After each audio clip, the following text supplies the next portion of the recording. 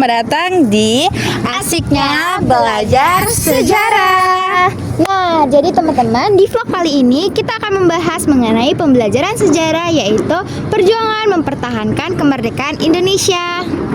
Nah, Felis tahu nggak sih Tugu Muda yang ada di Semarang itu?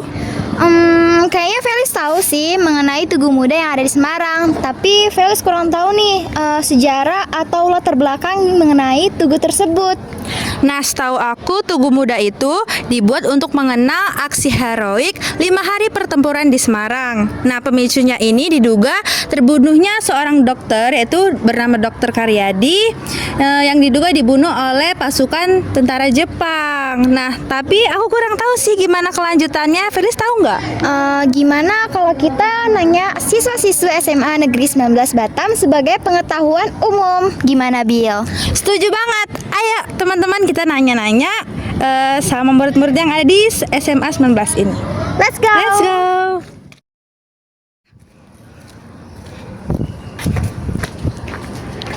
Permisi, Kak. Boleh izin duduk nggak? Boleh duduk aja. Makasih ya, Kak. Di sini sebenarnya kami ingin menanyakan kakak mengenai tentang peristiwa 5 hari di Semarang. Apakah kakak berkenan? Ya, Sebelumnya perkenalkan nama kakak terlebih dahulu. saya Rahayu buat ini. Kak, kakak tahu nggak sih pertempuran di Semarang? Tahu? Nah, apa benar pertempuran di Semarang itu terjadi selama 5 hari? Iya benar, itu terjadi pada tanggal 15 sampai 20 Oktober tahun 1945. Oh gitu ya, Kak. Nah, setahu saya itu kan pada hari pertama itu dipicu oleh tewasnya Dr. Karyadi yang sangat dihormati di Semarang pada kala itu, diduga dibunuh oleh pasukan tentara Jepang. Nah, kemudian pada hari kedua pasukan Jepang yang dipimpin oleh Mayor Kido itu berhasil merebut penjara Bulu yang sebelumnya dikuasai oleh Indonesia. Nah, kemudian Kak, pada hari ketiga karena keberhasilan tersebut semakin agresif lah mereka ini kan, pasukan tentara Jepang ini. Kemudian ya pertempuran di Semarang itu terjadi dengan sangat sengit. Kemudian kelanjutan dari peristiwa itu apa ya, Kak? Aduh, saya lupa nih. Nah, pada hari keempat itu ketegangan semakin memuncak. Nah, pasukan Jepang yang semakin terdesak mulai melakukan tindakan yang lebih brutal untuk mempertahankan posisi mereka di Semarang. Namun, pasukan Indonesia berupaya untuk mempertahankan kendali atas wilayah-wilayah yang masih dikuasai. Nah, terus hari kelima itu, pada hari itu terjadi gencatan senjata sementara antara pasukan Indonesia dan Jepang. Namun, situasi tetap genting dan pertempuran tidak sepenuhnya berhenti. Nah, menyadari bahwa situasi tidak dapat diselesaikan dengan kekerasan, perwakilan Indonesia, Kasman Singoadimejo dan Mr. Santono mulai melakukan perundingan dengan Letkol Nomura, komandan tentara Jepang di Semarang. Nah, dalam perundingan tersebut turut hadir perwakilan sekutu yaitu Jenderal Battle. Pasca pertempuran 20 Oktober 1945, pasukan sekutu yang diwakili oleh Jenderal Battle mulai melucuti senjata pasukan Jepang di Semarang. Nah, tindakan ini menandakan berakhirnya pertempuran 5 hari di Semarang secara resmi. Pertempuran tersebut berakhir dengan banyaknya korban jiwa di kedua belah pihak, namun juga menunjukkan semangat perlawanan rakyat Indonesia terhadap penjajahan. Oh, jadi gitu Kak peristiwanya. Terima kasih ya Kak atas waktu yang telah diberikan. Iya. Makasih banyak ya Kak. Nah, jadi begitu loh teman-teman, peristiwa mengenai pertempuran di Semarang benar-benar terjadi pada 5 hari loh guys. Kalau begitu, kami izin pamit dulu ya Kak. Ya. Terima kasih Kak.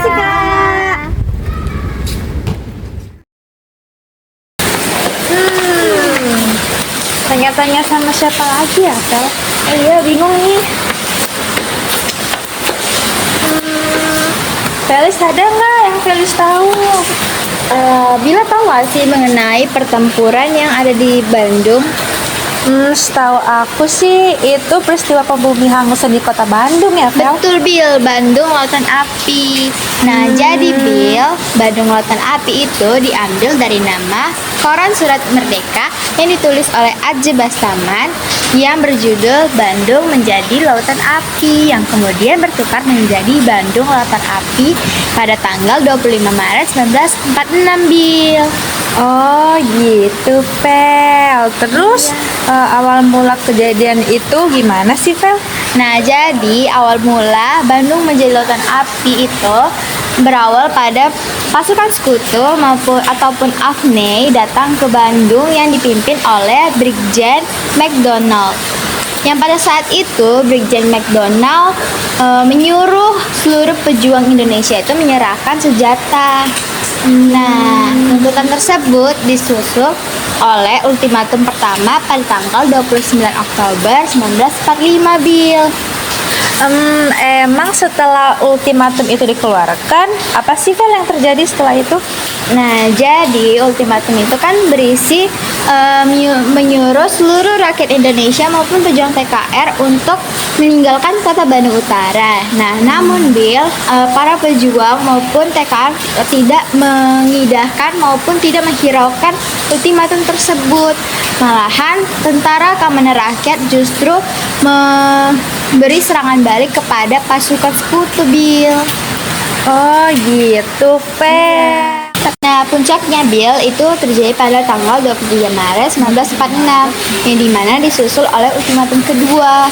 Sehari sebelum ultimatum kedua itu diberikan kepada pihak TKR, pemerintah Indonesia telah memberitahukan hal tersebut juga. Yang pada saat itu Perdana Menteri yang menjabat sebagai Perdana Menteri yaitu Sultan Syahrir menyuruh Ahmad Nasution untuk mengosongkan kota Bandung. Nah, Ahmad Nasution ini menjalankan perintahnya, namun sebagai pejuang yang pantang menyerah, Ahmad Nasution tersebut tidak menyerahkan kota Bandung begitu saja kepada pihak sekutu. Nah, sebelum mengosongkan kota Bandung, Ahmad Nasution membumi hanguskan atau membakar seluruh kota Bandung. Loh guys, kenapa kok Ahmad Nasution malah membakar kota Bandung ya? Emang apa alasan dan tujuannya? Kenapa ya, Pel? Jadi, Bill, alasan Ahmad Nasution ini membumi hanguskan kota Bandung itu agar pasukan sekutu maupun AFNEI tidak membuat kota Bandung atau memanfaatkan kota Bandung sebagai markasnya. Oh gitu guys, supaya kota Bandung itu tidak dijadikan markas oleh pihak sekutu. Jadi kota Bandung tidak bisa dimanfaatkan apabila dibumi hanguskan, tidak dapat dimanfaatkan untuk sebagai markas pihak sekutu. Nah, jadi gitu teman-teman peristiwa dari Bandung Lautan Api. Oke nih, selanjutnya kita mau cari-cari teman kita yang lain, guys. Gimana, Bill, kalau kita ke depan aja tanya-tanya ya? mengenai peristiwa perjuangan Ambarawa. Setuju. Oke, ayo kita ke depan, guys. Let's go, guys.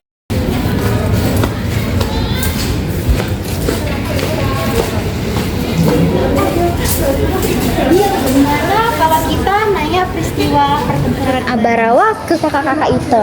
Setuju banget. Ayo cepat. Kak. Permisi, Kak. Halo, hai. Maaf mengganggu waktunya. Iya. Kak, boleh nanya-nanya nggak nih kami? Boleh nanya apa?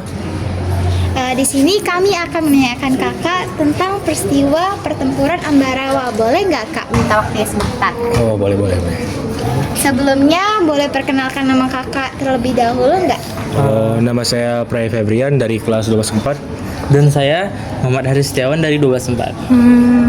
Oke, Kak. Di sini kami ingin menanyakan, Kak, apa sih peristiwa atau awal mula pertempuran Ambarawa? Peristiwa awalnya ya? Oke. Iya. Awalnya itu terjadi pada 20 Oktober 1945, yang dimana tentara AFNEI dan NICA itu tiba di Semarang. Mereka dipimpin oleh Brigadir R.J. Battle. Nah, niat mereka tuh awalnya ingin membebaskan para tawanan perang yang dahulunya ditahan oleh pihak Jepang. Terus apa sih, Kak, pemicu dari konflik ini? Pemicunya?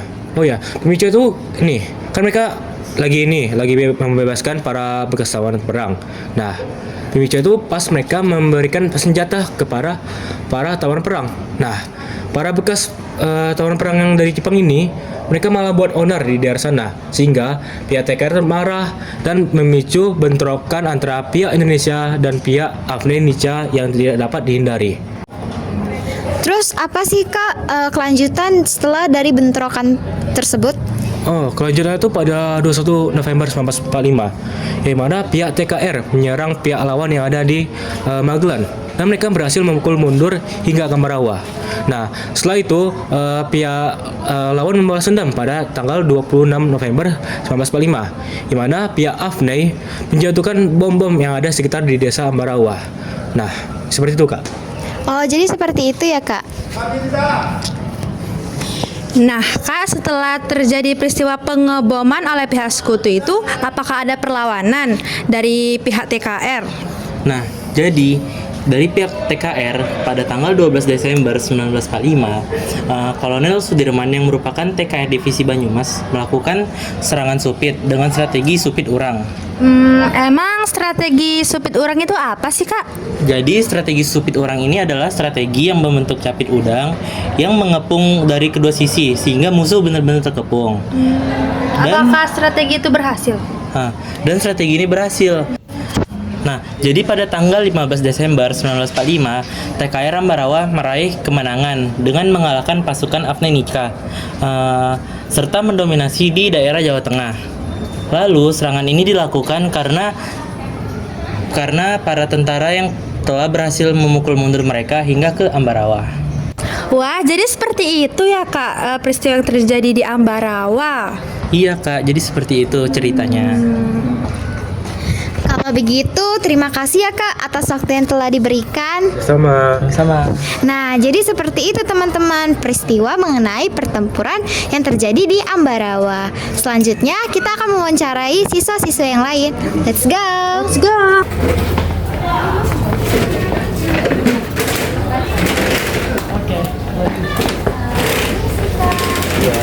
Boleh izin duduk nggak? Boleh. Makasih, Kak. Sebelumnya, Kak, maaf mengganggu waktunya. Apa boleh kami meminta waktunya sebentar? Boleh.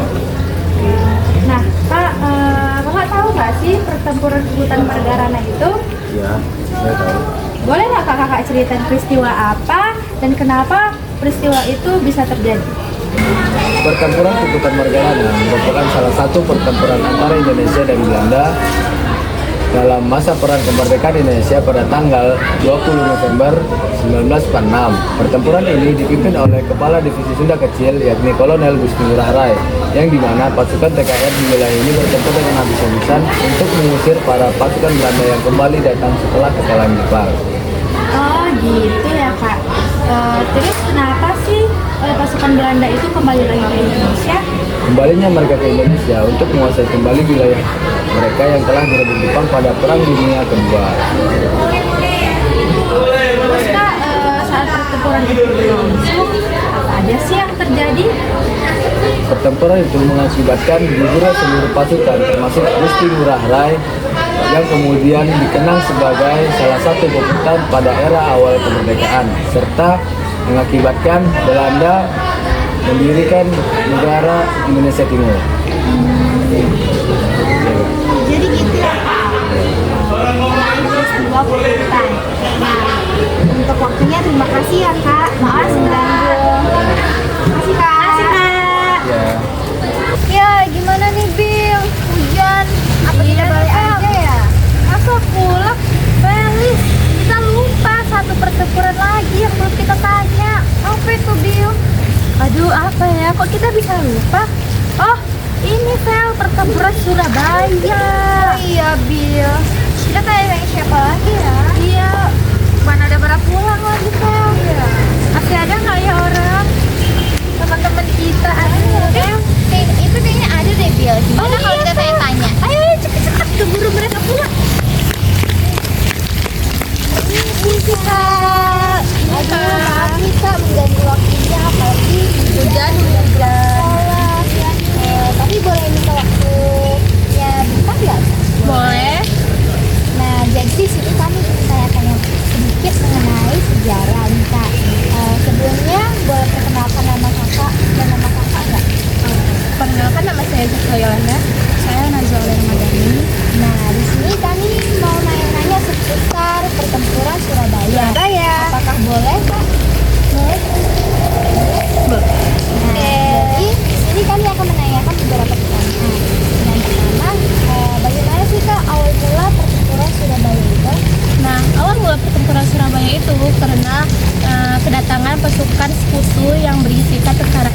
dan Belanda atau dikenal juga dengan Muncak yang mulai masuk pada tanggal 25 Oktober 1945 di Pelabuhan Tanjung Perak di Surabaya. Tujuan awal mereka hanya ingin melucuti senjata Jepang dan mengamankan tahanan Jepang. Nah, mengapa sih Kak Indonesia itu mengizinkan pasukan Inggris masuk ke Indonesia, terutama di Surabaya? Pemerintah mengizinkan Inggris memasuki kota Surabaya dikarenakan setelah adanya kesepakatan antara pihak AFNAI dan pihak Inggris sendiri. Nah, kesepakatan itu berisi 3 poin, yaitu yang pertama, Inggris berjanji untuk di antara tentara mereka tidak ada terdapat tentara atau angkatan perang dari Belanda. Yang kedua, kedua belah pihak sepakat untuk saling menjaga keamanan dan ketentraman di Surabaya. Yang ketiga, mereka hanya ingin melucuti senjata Jepang. Oh, gitu ya Kak. Terus gimana sih kelanjutannya? Nah, kelanjutannya itu perjanjian atau kesepakatan tersebut diingkari oleh pihak Inggris. Satu peleton dari Fleet Security Section di bawah komando Kapten Shaw yang menyerbu penjara Kalisosok untuk membebaskan tahanan Belanda pada tanggal 26 sampai 27 Oktober 1945. Nah, pada tanggal yang sama, di tanggal 27 Oktober 1945, pesawat terbang milik Inggris itu menyebarkan pamflet yang berisi tentang penyerahan senjata kepada rakyat Surabaya dan rakyat Jawa Timur. Pada saat itu, Brigadir Jenderal Malabi mengaku bahwa dia tidak tahu menahu perihal penyebaran pamflet tersebut, sehingga keadaannya semakin memanas. Nah, mereka juga menduduki tempat seperti Pelabuhan Tanjung Perak, kantor pos besar, gedung Internasio, dan lainnya. Hal tersebut membuat rakyat Surabaya semakin marah dan mereka ingin menyerang pos-pos pertahanan di situ. Nah, hingga pada tanggal 28 Oktober 1945, pasukan Indonesia yang dipimpin oleh Bung Tomo itu menyerang pos-pos pertahanan yang ada di situ. Nah, mereka juga berhasil merebut kembali seperti gedung Bank Internasio, kantor pos besar, dan Pelabuhan Tanjung Perak. Selama 3 hari itu banyaknya memakan korban jiwa. Oh, jadi begitu Kak. Terus berapa sih korban jiwa yang berada di Indonesia maupun di pihak Inggris? Nah, pertempuran selama 3 hari itu memakan korban jiwa yang dari pihak Indonesia itu ada 6.000 rakyat Indonesia yang meninggal dunia, menghilang, dan luka-luka. Tapi kalau dari pihak pasukan sekutu itu, mereka hanya ada 374 jiwa yang meninggal. Nah, pada tanggal 29 Oktober 1945, pimpinan AFNAI yaitu Letnan Jenderal Philip Christison meminta bantuan kepada Presiden Soekarno untuk meredakan ketegangan, mencegah korban jiwa, dan mencari solusi yang damai. Nah, pada saat rapat tersebut, pasukan Indonesia yang dipimpin oleh Soekarno-Hatta dan didampingi oleh Muhammad Hatta serta Amin Syarifuddin. Nah, kalau pasukan Inggris yaitu tidak dipimpin oleh Brigadir Jenderal Malabi. Walaupun kesepakatan tersebut telah dibuat, tapi tetap tidak stabil dan pada akhirnya terjadilah gesekan senjata antara pasukan Indonesia dengan pasukan Inggris. Oh, jadi begitu ya Kak. Terus ada lanjutannya. Apa tuh, Pak? Lanjutannya tuh pada tanggal 30 Oktober 1945, Maha Jenderal Hottom tiba di Surabaya dan melakukan perundingan di gedung Internasio bersama dengan Presiden Soekarno, Hatta, dan juga Amin Syarifuddin, dan juga dengan termasuk Jenderal Malabi. Nah, dalam pertemuan ini mereka menghasilkan gencatan senjata dengan berbagai kesepakatan. Isi kesepakatannya apa aja sih, Kak?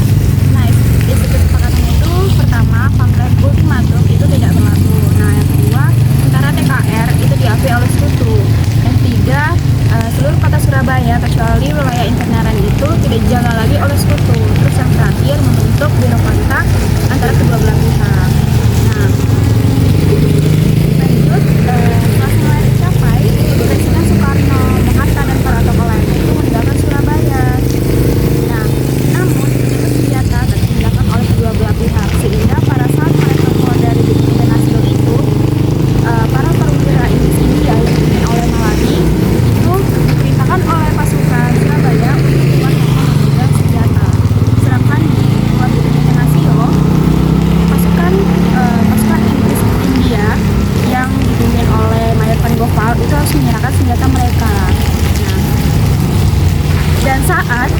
Jenderal Malabi dan para perwira lainnya itu keluar dari gedung internasional segera dilucuti dan dimasukkan ke dalam mobil oleh sebagian para pemuda. Nah, pada saat penyerangan, salah satu pemuda itu menembak Jenderal Malabi. Nah, dengan 4 kali tembakan dan itu membuat Jenderal Malabi tewas. Nah, sehingga perwira yang ada di samping Malabi tersebut pun melemparkan bom granat tangan ke sekitar wilayah pasukan Surabaya. Nah, seiring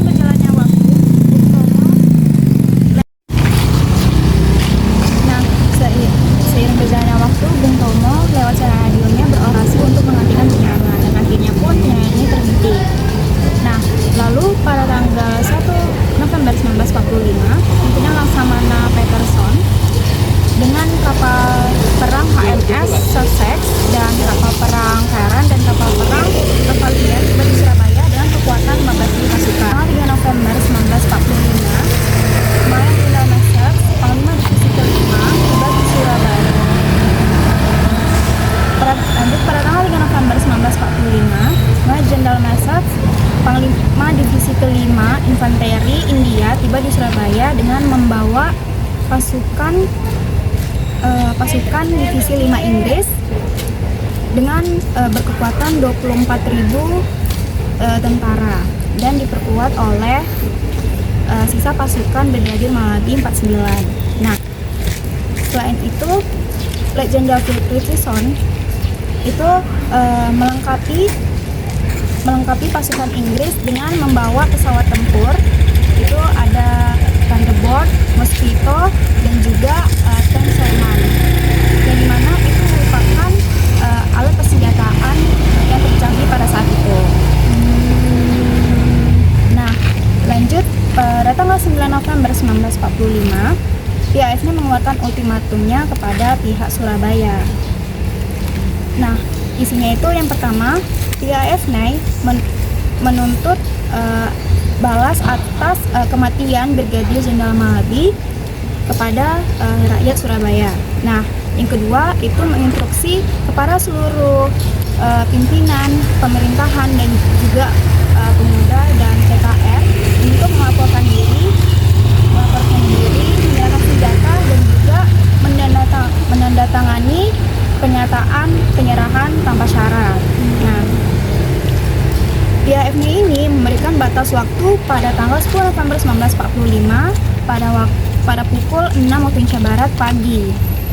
Nah, jika tuntutan ini tidak dipenuhi, maka pihak AFNI sendiri akan mengancam kepada pihak Surabaya untuk melakukan penyerangan besar-besar terhadap pihak Surabaya. Terus, nah, kelanjutannya, tetapi rakyat Surabaya, para pejuang seperti Bung Tomo itu menolak ultimatum melalui siaran radionya yang memperlihatkan semangat para pejuang untuk mempertahankan kemerdekaan. Nah, kemudian Kak, aksi apa lagi sih yang dilakukan oleh Bung Tomo tersebut? Nah, aksinya, jadi selama pertempuran ini Bung Tomo menyampaikan melalui pidato-pidatonya, yaitu membakar semangat para pejuang, itu merdeka atau mati, yang merupakan simbol untuk mempertahankan kemerdekaan. Nah, lanjut pada tanggal 10 November 1945, akhirnya pihak AFNI pun menepati ancamannya. Nah, serangan ini dimulai pada pukul 6 waktu Indonesia Barat pagi, yang dimana penyerangan ini melalui darat, laut, dan udara.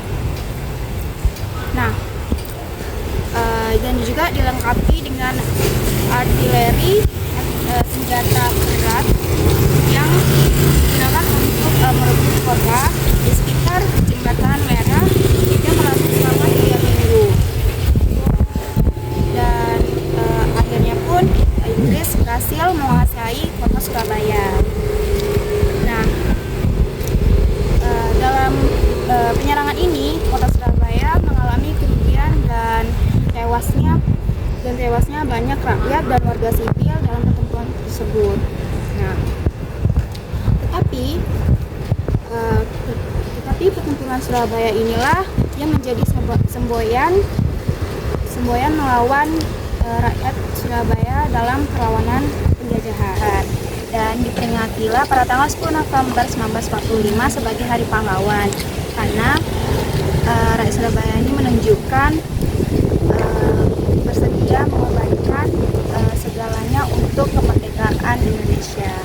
Nah, jadi gitu guys peristiwa dari Hari Pahlawan yang diperingati pada tanggal 10 November. Terus gimana lagi Kak?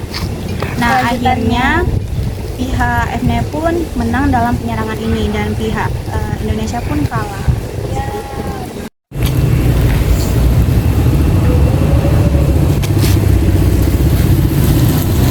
1, 2, 3. Wah, sangat sengit sekali ya teman-teman pertempuran Surabaya antara rakyat Indonesia melawan kolonialisme. Nah, Pak, terima kasih banyak ya atas waktunya yang telah diberikan. Terima kasih, Kak. Dadah. Kak. Silakan, Kak. Nah, jadi begitu teman-teman pertempuran perjuangan rakyat Indonesia dalam mempertahankan kemerdekaan Indonesia ini. Nah, sulit banget ya, Bil. Padahal ini kita merdeka, tapi Indonesia harus tetap memperjuangin kemerdekaan mereka. Banyak banget guys rintangan yang harus dilewati. Mungkin sekian aja dari vlog kami kali ini. Bye-bye. Dadah, terima kasih. Sekian dari video penampilan vlog kami. Apabila ada salah kata, mohon dimaafkan. Gracias. Oke teman-teman, terima kasih sudah menonton videonya.